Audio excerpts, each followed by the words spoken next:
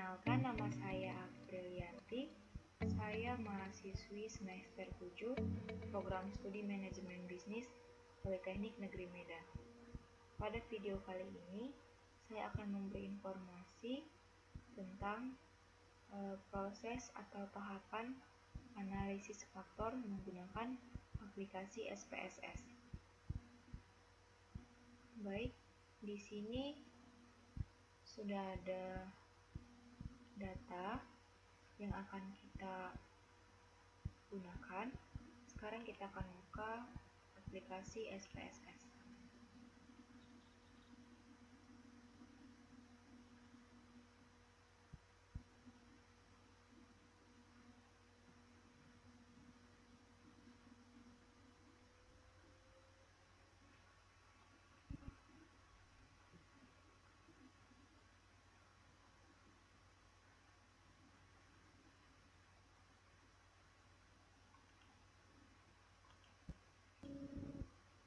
Nah, ini merupakan tampilannya.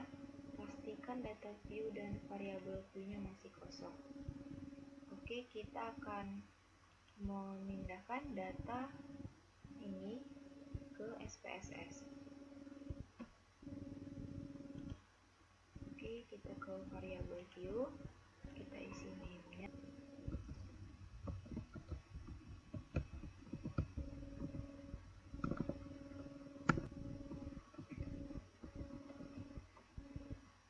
Desimalnya kita gunakan 0 saja untuk semuanya.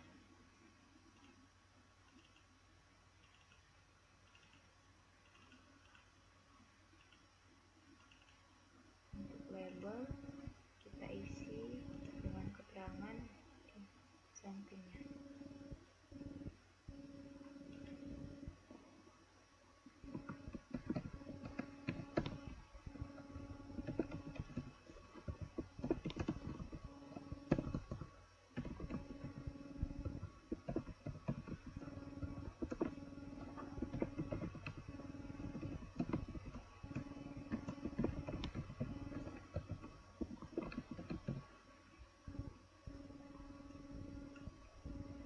Misalnya kita gunakan scale.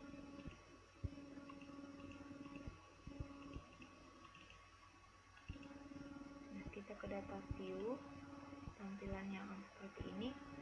Kita pindahkan data yang di Microsoft Excel ke SPSS. Oke, kita copy.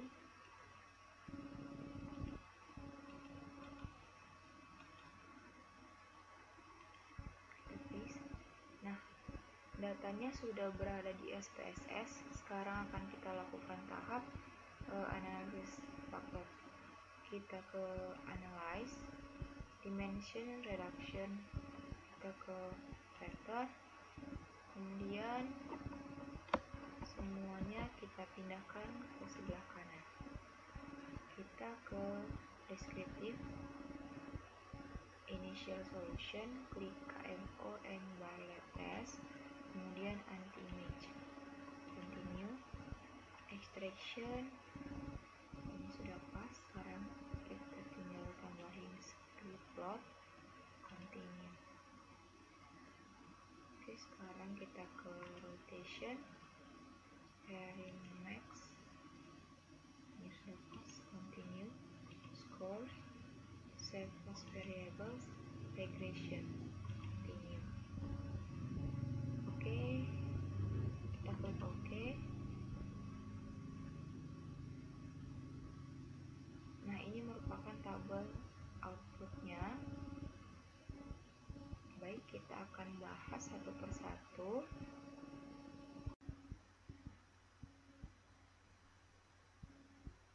Baik, kita ke tabel yang pertama, yaitu tabel output KMO and Bartlett test. Nah, tabel ini berguna untuk mengetahui kelayakan suatu variabel, apakah bisa diproses lebih lanjut menggunakan teknik analisis faktor ini atau tidak. Nah, caranya dengan melihat nilai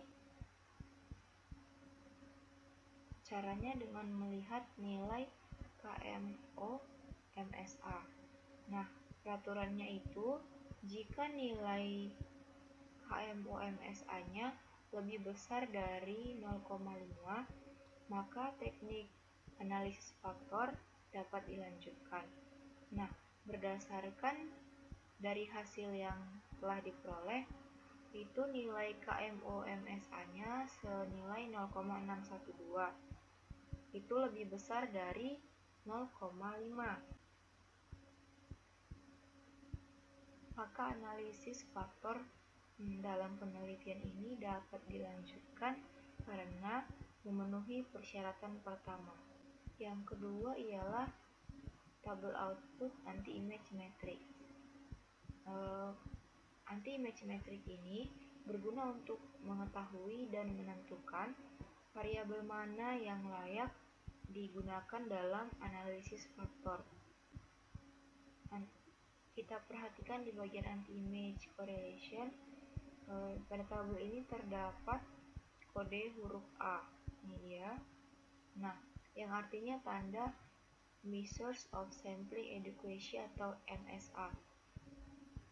Nah, diketahui dari nilai masing-masing MSA itu untuk kualitas 0,652, merek 0,607, untuk kemasan 0,515, harga 0,620, ketersediaan barang 0,683, dan acuan 0,567.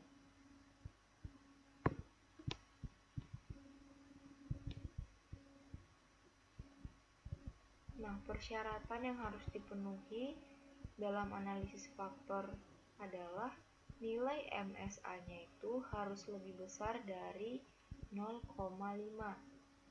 Nah, dari hasil data ini kita ketahui bahwa semua nilainya lebih besar dari 0,5. Maka persyaratan kedua dalam analisis faktor ini dapat terpenuhi.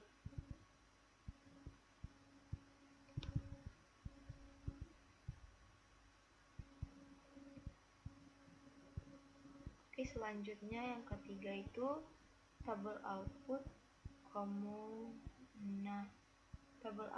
commonalities. Nah, tabel ini menunjukkan nilai variabel yang kita teliti apakah mampu untuk menjelaskan faktor atau tidak. Nah, variabel itu dianggap mampu menjelaskan faktor jika nilai extraction-nya itu lebih besar dari 0,5.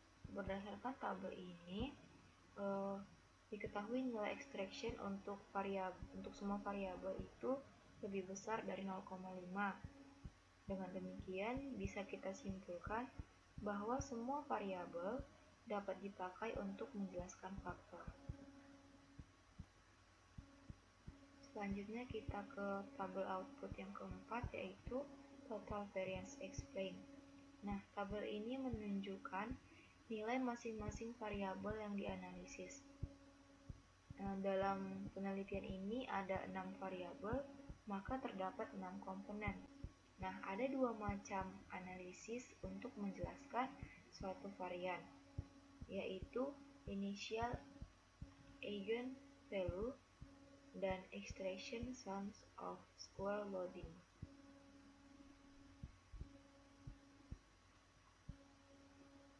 Pada varian initial eigenvalue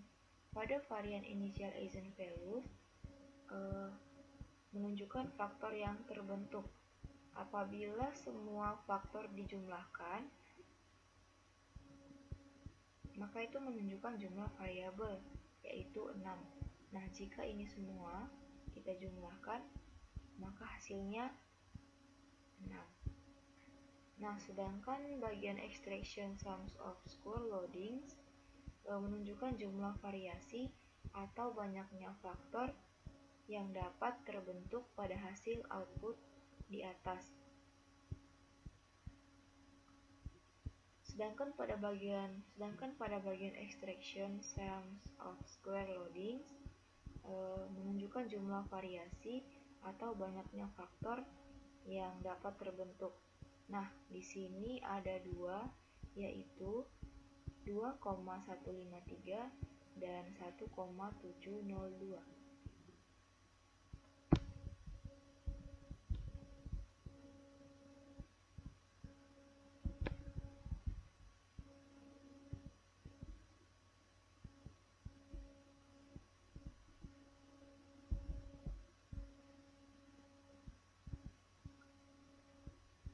Baik, selanjutnya itu berdasarkan tabel output total variance ini. Berdasarkan total variance explain ini, pada bagian initial eigenvalues, maka ada dua faktor yang dapat terbentuk dari 6 variabel yang dianalisis, di mana syarat untuk menjadi sebuah faktor memiliki nilai lebih besar dari 1. Nilai eigenkomponen 1 itu 2,153 dan itu lebih besar dari 1, maka menjadi faktor 1 dan mampu menjelaskan 35,878% variasi. Dan eigenvalue komponen 2 sebesar 1,702 dan itu menjadi faktor kedua dan mampu menjelaskan 28,370% variasi. Dan jika kedua faktor dijumlahkan, mampu menjelaskan 64,248% variasi.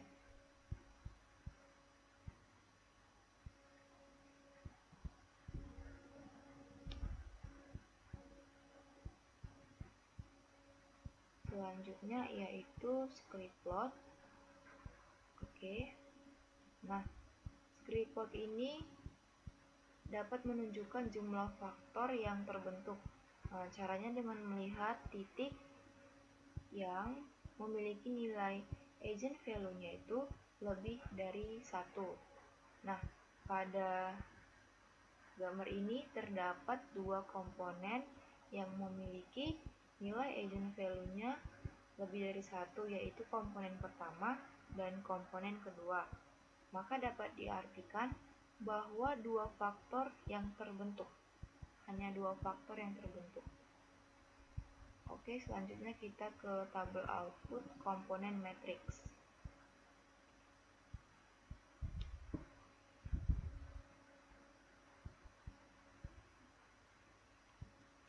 Komponen matriks ini menunjukkan nilai korelasi atau hubungan antar masing-masing variabel dengan faktor yang terbentuk.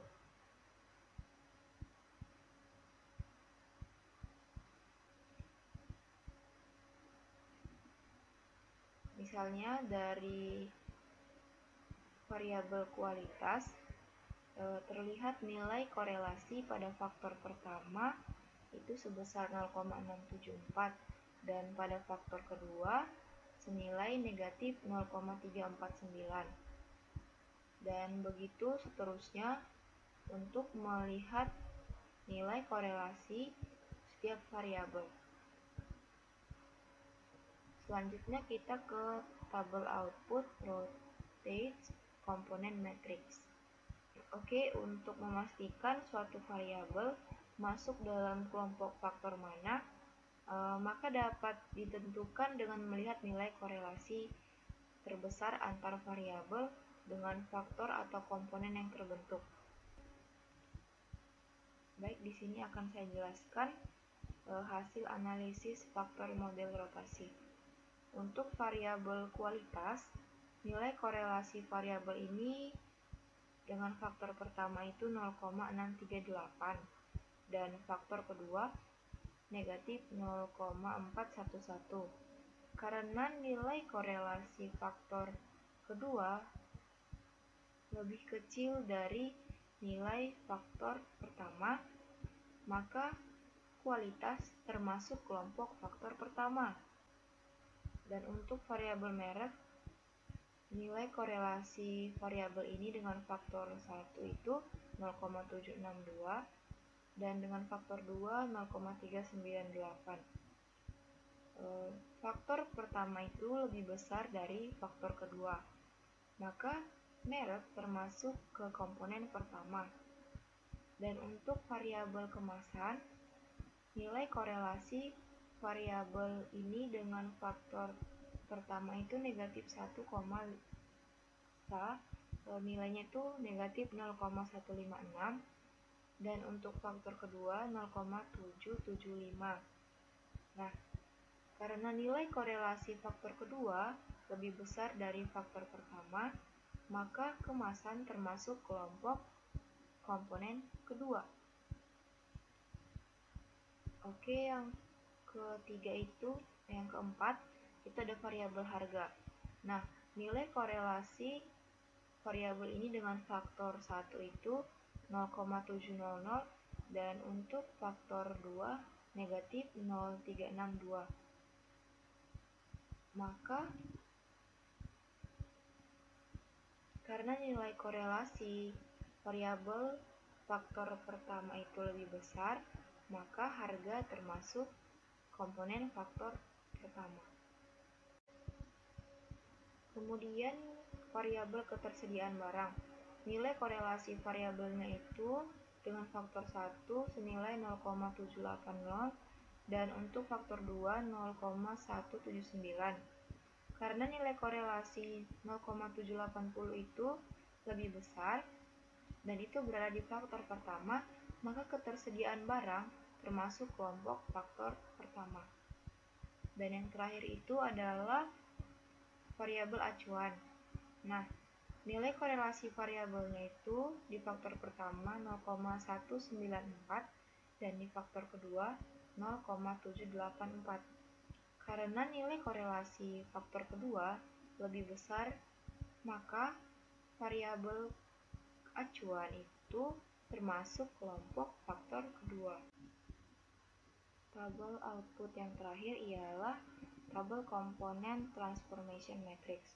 Nah, tabel ini menunjukkan bahwa pada komponen pertama, nilai korelasinya itu 0,996. Dan itu lebih besar dari 0,5, dan komponen nilai 2 nilai korelasinya itu 0,996, dan itu juga lebih besar dari 0,5. Karena nilai korelasi semua komponen itu lebih besar dari 0,05, maka kedua faktor yang terbentuk dapat disimpulkan layak untuk merangkum ke-6 variabel yang dianalisis. Selanjutnya kita ke data view.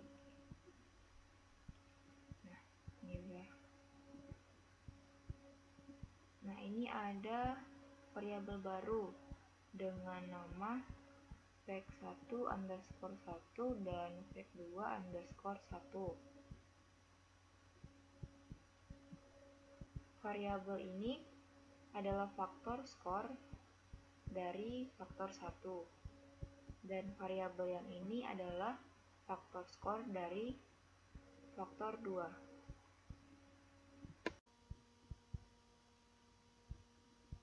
Baik, untuk pertanyaan dapatkah analisis faktor dilakukan dengan software lain selain SPSS, misalnya dengan AMOS ataupun Smart PLS? Nah, analisis faktor dapat dilakukan dengan software lain selain SPSS, yaitu software AMOS dan Smart PLS. Di sini saya akan memberi penjelasan sedikit. AMOS itu adalah singkatan dari Analysis of Moment Structure yang digunakan sebagai pendekatan umum analisis data dalam model persamaan struktural atau Structural Equation Model atau SEM. SEM dikenal juga sebagai Analysis of Covariance Structure atau disebut juga model sebab akibat atau causal modeling. Dengan menggunakan software ini, maka perhitungan rumit dalam SEM akan jauh lebih mudah dilakukan dibandingkan dengan menggunakan perangkat lunak lainnya. Lebih lagi, penggunaan AMOS akan mempercepat dalam membuat spesifikasi, melihat serta melakukan modifikasi model secara grafik dengan menggunakan tool yang sederhana. Nah, selama ini SEM dikenal sebagai perhitungan analisis statistik yang sangat rumit dan sulit dilakukan secara manual maupun dengan menggunakan perangkat lunak yang sudah ada sebelumnya. Nah, untuk Smart PLS, Smart Partial Least Square atau PLS adalah suatu teknik statistik multivariat yang bisa untuk menangani banyak variabel respon serta variabel eksplanatory sekaligus. Analisis ini merupakan alternatif yang baik untuk metode analisis regresi berganda dan regresi komponen utama. Oke, sekian informasi yang dapat saya berikan. Terima kasih.